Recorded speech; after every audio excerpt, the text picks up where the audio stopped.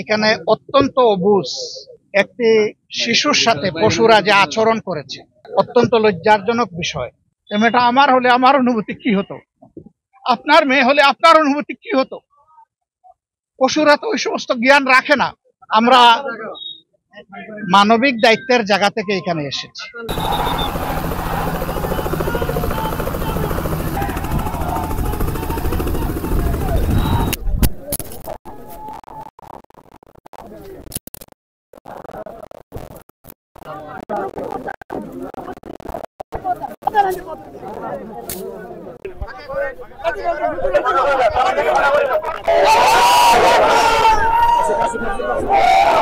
এখানে অত্যন্ত অবুঝ একটি শিশুর সাথে পশুরা যে আচরণ করেছে অত্যন্ত লজ্জাজনক বিষয়।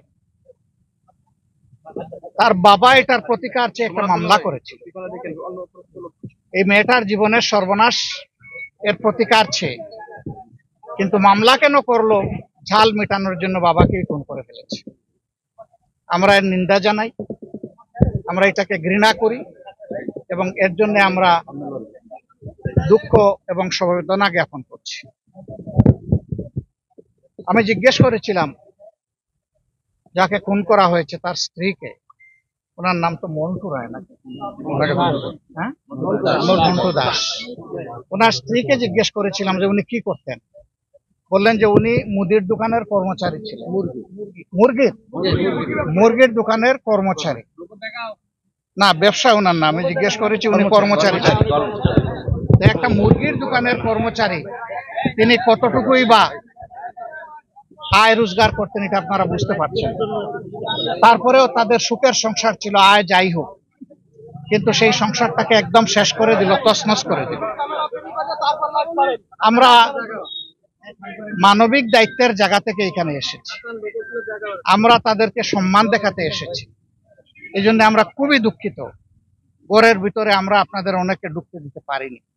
আপনারা লক্ষ্য করেছেন আমার কিছু ঘনিষ্ঠ সহকর্মী ঢুকেছিলেন, একটা পর্যায়ে আমরা তাদেরকে অনুরোধ করে বাইরে দিয়ে দিয়েছি, কারণ আমাদের কাছে মা বোনদের ইজ্জতের মূল্য অত্যন্ত বেশি।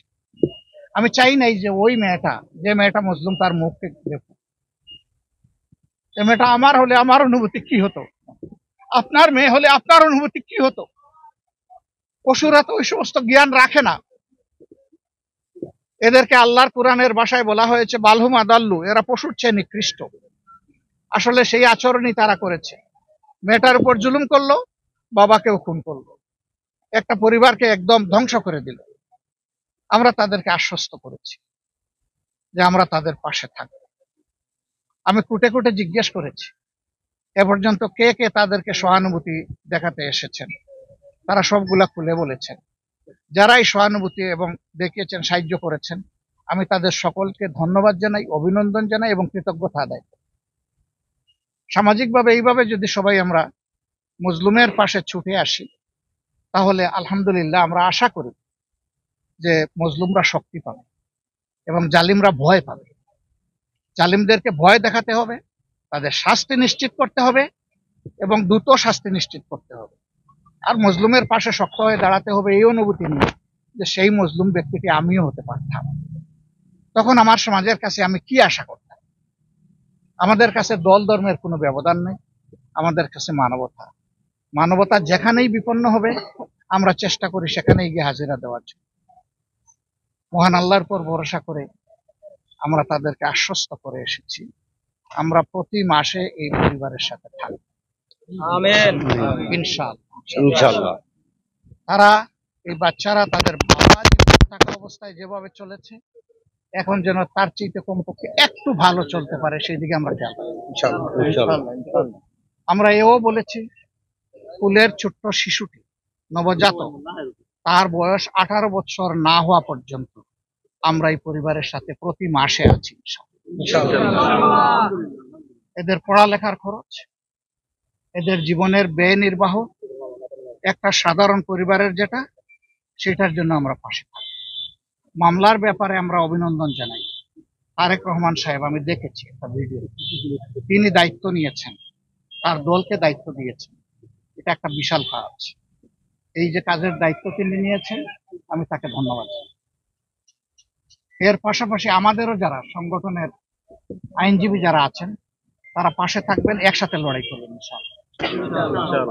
এদের শাস্তি যাতে নিশ্চিত হয়, ফাঁক ফোকরে যাতে এরা কোনোভাবে বেরিয়ে যেতে না পারে, আমরা সেই দাবি জানাবো প্রশাসনের কাছে, বিচার বিভাগের কাছে। সম্মানিত ভাইয়েরা, কষ্ট করে আপনারা এসেছেন আমাদেরকে কভার করার জন্য। আমরা আসিয়ার ক্ষেত্রে বলেছি 90 দিনের ভিতরে এই বিচার নিশ্চিত করতে হবে। এখানে দুটি মামলা, একটা নির্যাতনের মামলা আর একটা খুনের মামলা। এই ক্ষেত্রেও আমরা সরকার এবং বিচার বিভাগের কাছে আহ্বান জানাবো এই মামলাটাও যেন দ্রুত বিচার আদালতে নিয়ে সম্পন্ন করা হয়, এবং যেভাবে ওই মামলার ক্ষেত্রে 90 দিনের আশ্বাস দেওয়া হয়েছে, এই মামলাটাও যেন 90 দিনের ভিতরেই নিষ্পত্তি হয়, আর যেন পারপিটেটর যারা, অপরাধী যারা, তাদের শাস্তি যেন নিশ্চিত হয়। আমাদের বার্তা খুবই পরিষ্কার, আমরা জালিমের বিরুদ্ধে এবং মজলুমের